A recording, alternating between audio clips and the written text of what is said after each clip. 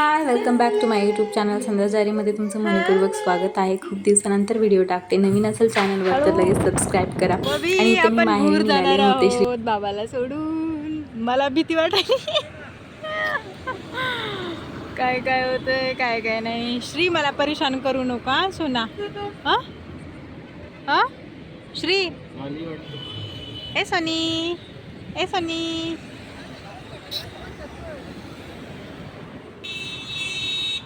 बाबाला बाय करा. बाय बाबाला नाही करायचं. मी श्रीला घेऊन एकटीने प्रवास करणार होते फर्स्ट टाईम, त्यामुळे खूप मला भीती वाटत होती. श्री जर रडला किंवा त्याने मला परेशान केलं तर मी त्याला कसं हँडल करू, पण तसं काहीच केलं नाही. पिलू छान एन्जॉय करत होता बाहेरचा व्ह्यू आणि छान झोपला होता. नंतर सकाळी पोचल्याच्या नंतर दाजी घ्यायला आले होते मस्तपैकी तिथं 7 वाजता. घरी आल्याच्या नंतर दिदीने मस्त अशी दृष्ट काढली आमच्या दोघांची आणि आरू ते सगळे खुश होते आम्ही आलोत म्हणून. आभय सगळेच.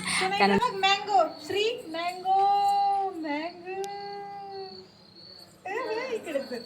बंद करा. कुली उतली माझी कुली. आम्ही घरी आलो तेव्हा अवधूत मस्त असं झोपलेला होता. हे जागृतीचा मुलगा अवधूत आहे आणि त्याला मी बाहेर घेऊन गेले होते उठल्याच्या नंतर त्याची. आणि इथं रुपूदीदी जागृतीची त्यांची ढवळे जेवणाला जायची तयारी सुरू होती. साध्या चपात्या झाल्या होत्या, त्या कोणतीच चपात्या म्हणजे तिळाच्या चपात्या करत होत्या. त्यानंतर मीही त्यांना जॉईन केलं. मस्त असे सगळं पोळ्या वगैरे आवरून घेतले, बाकी सगळी कामं आवरून घेतली. आणि बाहेर एवढं थंडगार असं वातावरण होतं. आंबे वाव इतके मस्त वाटत होते ना, असं रिअल. तिने स्वतःच्या हाताने लावलेल्या झाडाला एवढे छान आंबे आलेले आहेत बघून खूप भारी वाटलं. पिलू मध्ये चल श्री. पिंजऱ्यातल्या वाघाला सगळं मोकळं दिसायला इकडं. श्री हो इकडे चला. श्री अंग घाल त्याला, पण लवकर चप्पल घाल तू पण. त्याला पण नाही घातली. जमलंय.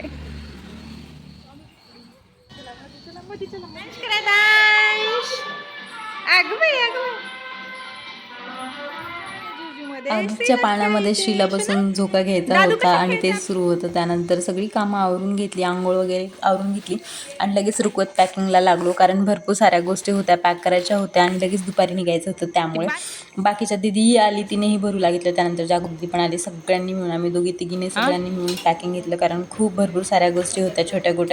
छोट्या मोठ्या गोष्टी होत्या, त्या म्हणलं काही विसरू नये ना असं काहीसं पॅक केलं होतं. बऱ्याच गोष्टी आई गावाकडून घेऊन येणार होते. ह्या तर थोड्या अर्ध्याच गोष्टी होत्या, त्या तुम्ही नंतर बघतालच पुढे.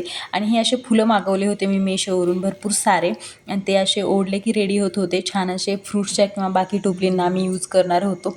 खूप सुंदर दिसत होते. त्यानंतर जेवण वगैरे करून घेतलं आम्ही. त्यानंतर आम्ही सगळेच रेडी झालो होतो आणि आमची आनंदी झोपी गेलेली होती. खूप गरमी होत होती, त्यामुळं बोरही होत होतं, कारण आई पप्पा घेऊन येणार होते आणि ते खूप लेट करत होते. त्यामुळे सगळेच बोर झाले होते. आवरून नवीन कपड्यामध्ये सगळ्यांना गरमी होत होती.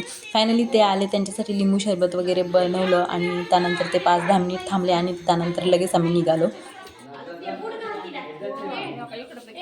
चला लवकर.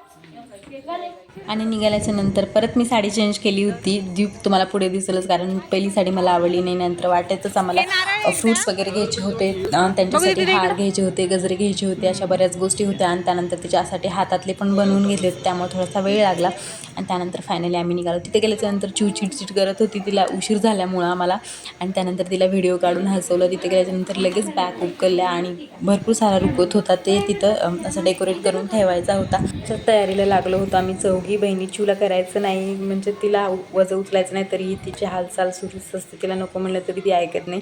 असं काही रुकवत आम्ही मांडून ठेवलेलं होतं. कसं वाटतं ते नक्की कमेंट करून सांगा. त्यानंतर आम्ही जेवण वगैरे करून घेतलं. त्यानंतर सगळ्यांना साड्या वगैरे नेसवायच्या होत्या, त्यामुळेच आई आणि जागृती सगळ्यांना साड्या नेसवत होत्या. त्यांनी मावस सासू असेल, तिची आजी सासू असेल, तिची सासू असेल, सगळ्यांना आहेर वगैरे चढवला. आणि त्यानंतर मग चिवला पण रेडी करायचं होतं, त्यामुळं आमची रुपुमाऊ आहे परफेक्ट साडी नेसवण्यामध्ये आणि तिने चिवला साडी नेसवली. तोपर्यंत मी तिच्यासाठी ज्वेलरी वगैरे रेडी केली आणि ज्वेलरी तिला घातली. आणि त्यानंतर आमची चिवमाऊ रेडी होती. तुम्ही बघू शकता किती क्यूट दिसत आहे. आणि ही आमचं शेंडेफळ आहे. आम्ही चौघी बहिणी आहोत, त्यामध्ये हे आमचं शेंडेफळ आहे सगळ्यात शेवटचं. बाहेर असं खूप सुंदरसं डेकोरेशन केलेलं होतं. आणि त्यानंतर पहिल्याच वेळेस मीच ओटी भरणार होते, त्यामुळे थोडी भीती वाटत होती, कसं करायचं काय करायचं या सगळ्या गोष्टी माहीत नव्हत्या.